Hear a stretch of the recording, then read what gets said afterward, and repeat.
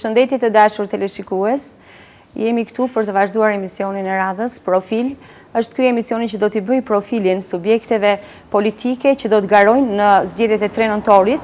Jemi këtu me kryetarin e Lidhjes Demokratike të Kosovës, zotin Luan Gola. Mirë se erdhët në emisionin tonë. Faleminderit për emisionin. Faleminderit dhe ju që na kushtuat pak kohë. Shpresoj që do të kemi një takim të hapur, një bashkëbisedim të hapur. Do të vazhdojmë të bëjmë profilin e subjektit tuaj politik, me rastin e zgjedhjeve ashtu sikurse ju thamë. Vazhdojmë atëherë me pyetjen e parë, cila ka qenë historiku i këtij subjekti politik? Po Lidhja Demokratike si subjekt politik do të thotë fillet e veta i ka që nga vitet e 80-ta. Me konkretisht do të thotë në vitin 1989, konkretisht me datën 23 dhjetor u themelua si subjekt politik. Dhe në atë kohë do të thotë fryrin erat, do të thotë jo vetëm në Ballkan, por në gjithë Evropën lindore, që kishin të bënin do të thotë me ndryshimin e pushteteve komuniste, me zhvillimin e demokracisë dhe kalimin e sistem pluralist. Një grup intelektualësh kosovar, me një krye doktor Ibrahim Rgoven, ishin ata do të thotë që themeluan Lidhjen Demokratike. Dhe që nga fillimi i saj, do të thotë që nga fillet e para Lidhja Demokratike kishte një koncept shumë të qartë të programit e vet politik, si në aspektin do të thotë kombëtar, në një program kombëtar, duke ndërtuar do të thotë trajnomin, liri, pavarësi dhe demokraci, për arsye se do të thotë ishin fazën e përse duhet të kalonin populli ynë, ndërsa ndërtimit të idesë dhe ndërtimit të pavarësisë së Kosovës. Kjo ka qenë një periudhë mjaft e gjatë, një periudhë ku Lidhja Demokratike ka qenë lider e gjitha këtyre proceseve, dhe një periudhë ku ka ndodhur shumë ndryshime, dhe ato ndryshime do të thotë na kanë punë në këtë situatë që ne sot do të thotë jemi para një procesi të ri zgjedhor, shpresoj shumë demokratik dhe shpresoj të hapur. Kanë spikatur figura nga qyteti jonë në këtë parti. A mund ta tregosh për kryetarin e partisë?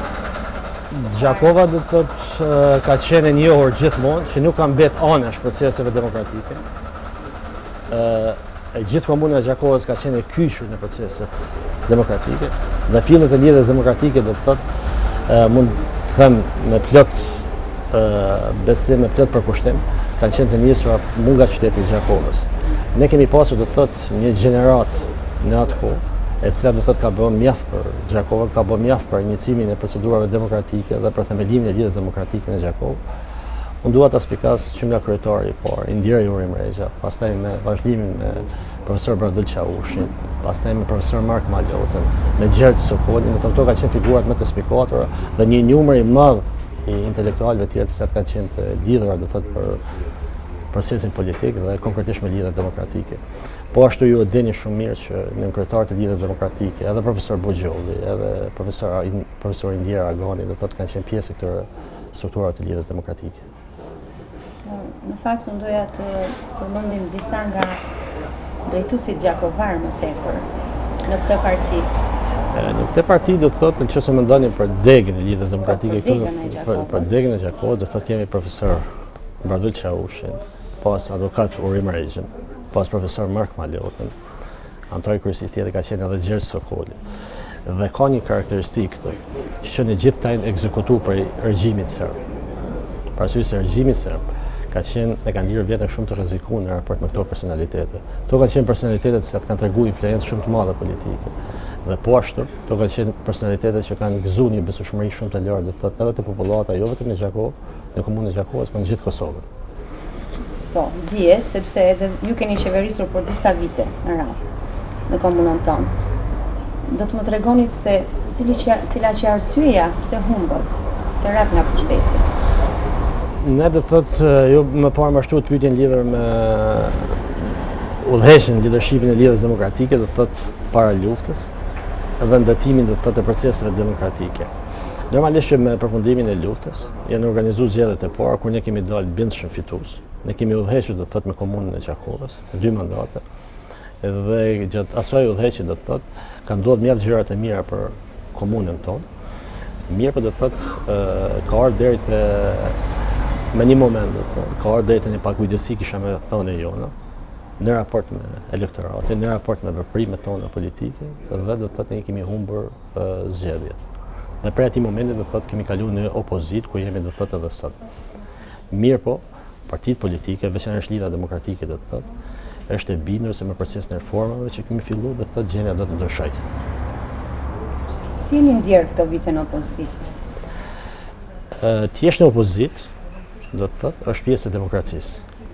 Dhe kur është pjesë e demokracisë, do të thotë duhesh të forcosh veprimin opozitar. Unë ka që 2 vite gjysmë që jam kryetar dege, mirë po gjithmonë kam qenë afër strukturave të lidhjes demokratike. Edhe për këto 2 vite gjysmë ne kemi tentuar do të thotë që gjërat të lëvizin. Edhe pse kemi një grup të vogël të asamblezëve në raport do të thotë me numrin e përgjithshëm të asamblezëve, mirë po prapë do të thotë kemi zhvilluar mjaft aktivitet dhe kemi fokusuar do të thotë aktivitetin tonë në pikat kyçe që kanë bënë me qeverisjen komunale. Ne nuk kemi ndirë për asnjë moment të kënaqur me ato se çka po ndodh në Gjakov. Nuk kemi ndirë të kënaqur do të thotë me proceset zhvillimore në Gjakov. Prandaj gjithmonë kemi ngritur zërin. Nëse kërkoni diçka konkretisht rreth kësaj, mbi 2 vite ka që grupi do të thotë i asamblezëve të lidhjes demokratike kërkon regjistrimin e pronave nga kryetari i komunës. Ne kemi kërkuar një transparencë shumë më të madhe sa i përket në reagjimit të financave. Nuk kemi fare të kënaqur do të thotë se si menaxhohet paraja publike. Ne kemi kërkuar do të thotë edhe ja kemi arrit që ta fusin në asamble komunale të rregulluar mbi subvencione. Sepse ka ndodhur do të thotë që të ketë subvencione deri në 1,5 milioni euro dhe ato subvencione të ndahen do të thotë pa kaluar nëpër një procedurë të rregulluar, do të thotë pa respektuar rregullore dhe pa rregullore fare. Ka pas edhe momente të tjera do të thotë kur ne kemi ngritë zonën dhe kemi reaguar. Mirë po kuptoni që thash ti je opozitë, është pjesë e demokracisë dhe demokracia kërkon edhe numra. Në këtë moment nuk kemi pas numra që të influencojnë proceset më tepër.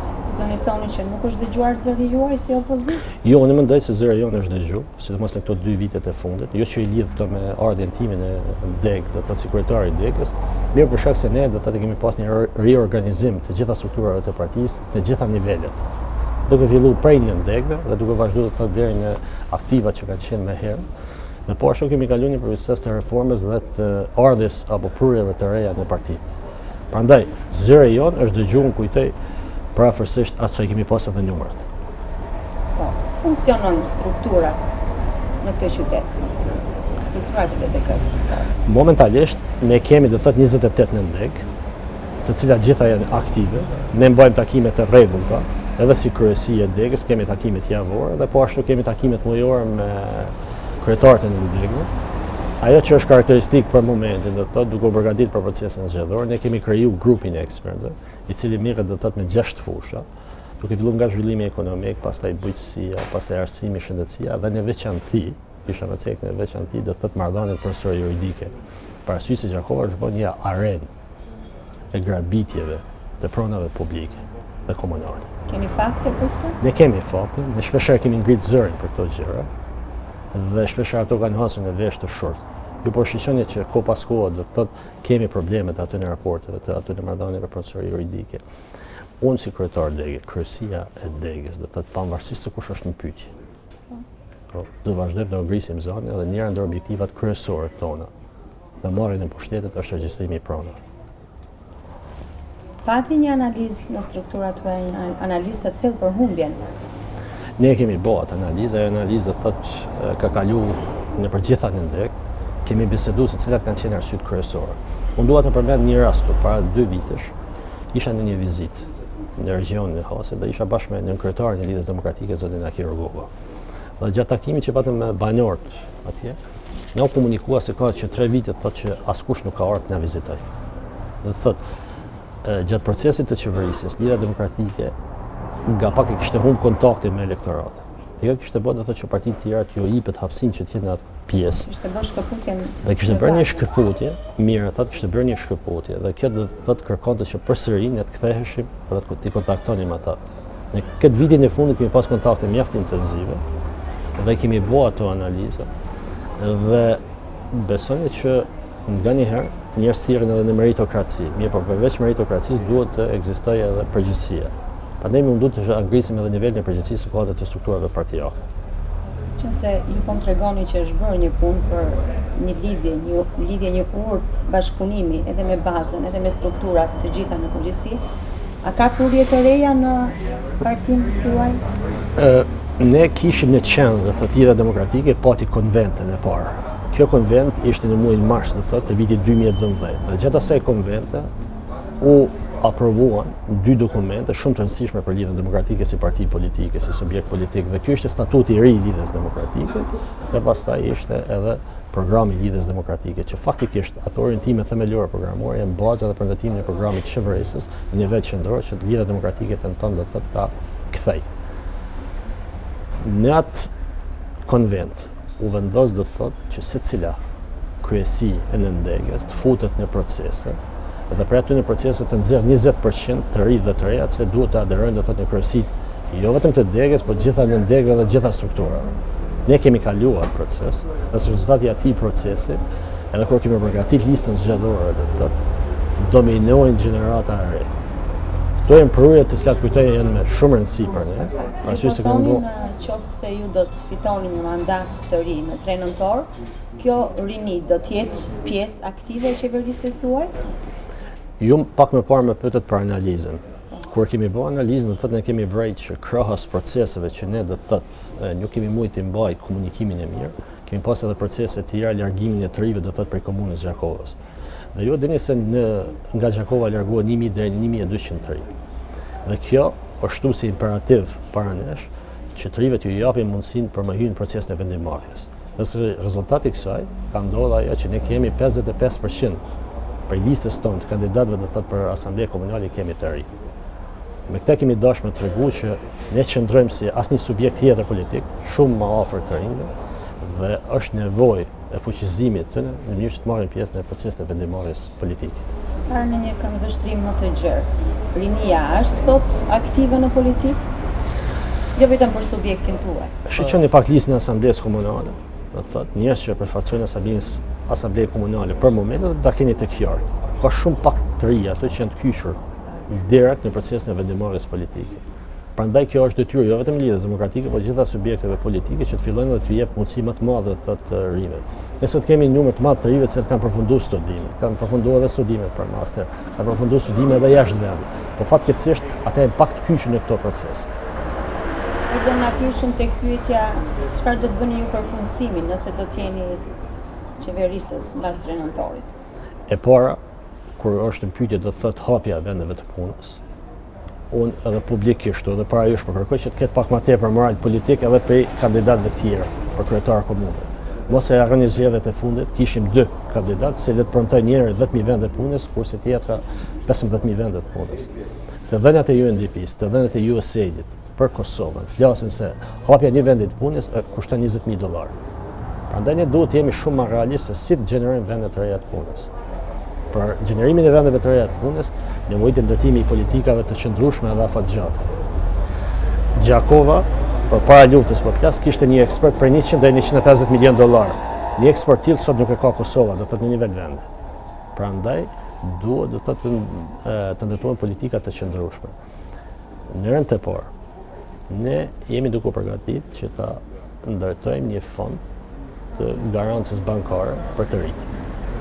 Janë të ri ata që kryesisht e kanë kryer fakultete dhe nuk kanë ndonjë vend pune apo që kanë marrë ndonjë iniciativë, do të thotë, për ndonjë biznes, në mënyrë që ata pak t'i stimulojnë, në anën tjetër që t'ju ikim këtyre normave kreditore që janë mjaft të larta në vendin tonë dhe që është premtuar që t'ulin, por drejt tash nuk ka ndodhur ajo. Një pikë tjetër ku mendojmë se mundim të ndihmojmë aty, do të thotë, është që përmes krijimit të një ambienti të volitshëm për investitor, sepse komuna nuk ka vende të reja të punës. Komuna krijon kushte për hapjen e vendeve të reja të punës. Synojmë do të thotë që të arrisim punësimin e tyre. Gjithmonë nuk duhet harruar edhe pika të tjera. Gjakova është një vend që është një kufi me Shqipërinë. Kanë munguar projektet e bashkëpunimit ndërkufitar. Ne shumë pak kemi arritë të marrim fonde apo të thithim fonde prej IPA fondeve, të instrumentet e praktikesimit. Prandaj gjitha këto gjëra do të thotë duhet të shtjellohen shumë më mirë dhe të jenë pjesë e platformës jonë. Në LDK ekzistojnë këto politika të hartimit të këtyre problemeve? LDK këto politika i bën publike me datën 11 tetor, kur do ta bëjë edhe hapi do të thotë kampanjës, kur do të jetë prezant edhe kryetari Mustafa. Dhe këto politika do të thotë ne kemi ndërtuar gjatë këtyre 2 viteve të fundit, ne kemi pa ato se çfarë po ndodh, ne kemi pasur ku janë metat e pushtetit të sotëm. Dhe mbi ato të meta dhe mbi aftësitë tona kemi ndërtuar do të thotë platformën tonë politike. Gjatë këtyre viteve që ka qeverisur Aleanca për Ardhmërinë e Kosovës, a është zhvilluar Gjakova? Më së miri do thotë përgjigjen për lidhje me këtë e japin do thotë analizat e ndryshme, jo vetëm të partisë jon, por arsye se duhet bazuar në dokumente të tjera, të cilat tregojnë do thotë se në çfarë gjendje jemi. Ne sot jemi vetëm një qytet në rajonin e Dogazhinit i cili hyrje dhe dalje të qytetit i ka një kosht. Domethënë, nëse krahasoni penë dhe nëse krahasoni qytetin e Prizrenit, është një dallim shumë të madh. Kjo është nuk është zhvilluar në aspektin e infrastrukturës, në hyrje dhe dalje, do thotë kanë mbetur shumë fytyrë të ngushta. Në anën tjetër, ju keni përcjell do thotë me pompozitet është fol për qashin, për projektin e qashisë sot ku jemi ne. Ajo është në përfundim apo jo? I cili është në përfundim, po për cilin do thotë rreth një vit të gjysmë, janë shkatruar ato pak biznese që i kemi pas. Mos harroni, kosti i këtij projekti është shumë i lartë. 1 milion euro, ato që ka deklaruar të paktën kryetari i komunës, edhe pse 1 milion euro ka kalu harxhime, do thotë, pa kaluar në asamblen komunale, që ka qenë detyruar ta bëjë, pa respektuar ligjin mbi trashëgiminë kulturore dhe shumë faktorë të tjerë. Dhe kosti i 1 metri katror për këto ndërtimin e qafshi ka lënë diku 450 euro për metër katror. Dhe ju mund ta vlerësoni se a ka kualitet ky rehabilitim, edhe kjo që është ndërtuar në qafshi për 450 euro. Këtë i mbetet qytetarëve ta thonë sepse ata e shikojnë çdo ditë, kanë edhe ato shijet e veta për qytetin e vjetër. Gjithsesi, ju mendoni që do të vini në pushtet? Jemi të bindur që do të vini në pushtet. Është koha e rotacionit politik. Ju besoni vetëm rotacion? Jo, nuk besoj vetëm në rotacion, por rotacioni i bazuar në argumente.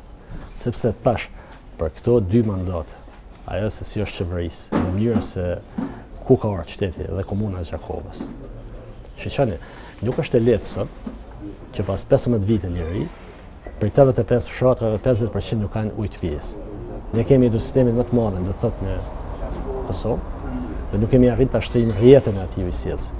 Nuk është e mirë sot që gjithë banorët e regionit Rrekës Keqe të mbeten pa ujë të pishëm. Mos flas për sistemin e ujrave të zeza, mos flas për atë se në gjithë regionin e Hasit nuk ka asnjë terren sportiv. Dhe atje 25.000 banorë. Mos flas për regionin e Dushkajës dhe mos flas për regionin e Rrekës Mjet. Ato çka është bë. Ne nuk i mohojmë kur bëjnë gjërat e mira. Mirë, po janë larg për asaj se çka duhet të bë, do të thotë në drejtim të ngritjes së cilësisë së jetës.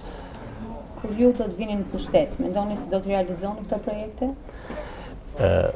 Platforma jonë do të thotë të tregon qartë.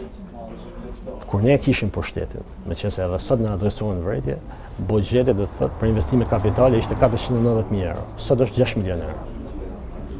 Dhe këtu do të thotë ne kemi ndërtuar procesin e investimeve në komunë në bazë të kërkesave që kanë ardhur prej komuniteteve. Për arsye se këto 2 vite kemi punuar mjaft dhe i kemi marrë do të thotë ato kërkesa prej gjitha komuniteteve dhe të njëjtën kohë edhe prej parsive lokale brenda qytetit. Dhe ndërtimi edhe së ndërtimi objektivave tona bazohen në realizëm në bazë të atë se çfarë është buxheti. Mirë, po gjithmonë duke respektuar transparencën dhe menaxhimin e parave publike. Ky pushtet sot për këtë vit ka më pak të hyra, do të thotë rreth 50%, dhe kjo ndodh për arsye se nuk e ka besueshmërinë të qytetarëve. Nëse do të donim të radhisnim premtimet tuaja elektorale, ti quajmë kështu sepse jemi në prag të hapjes së fushatës elektorale, cilat do të ishin ato? Premtimi i parë do të thotë yni është transparenca dhe menaxhimi i parave publike, do të thotë në mënyrë sa më transparente. Premtimi i dytë i jonë është gestimi i pronës. Premtimi i tretë i jonë është zhvillimi ekonomik. Premtimi tjetër do të thotë është avancimi i bujqësisë dhe përkraja do të thotë subvencionet në fushën e bujqësisë. Arsimi dhe shëndetësia do të jenë pika mjaft të ndihshme tona. Do të ikim procesit të politizimit të strukturave në arsimore, sepse po shifet se kur hapen konkurset, hapen gjithmonë para zgjedhjeve dhe militantizmi partijak do të thotë është bërë si moment për punësimin e njerëzve në strukturat e arsimit. Te shëndetësia, meqense vetë i takoj atij sektori, do të thotë ka mjaft mangësi. Konfirmove këtë pyetje sepse sigurisht që do ja u bëja. Ka mjaft mangësi. Nuk avancohet shëndetësia vetëm me ndërtimin e ambulancave, po duhet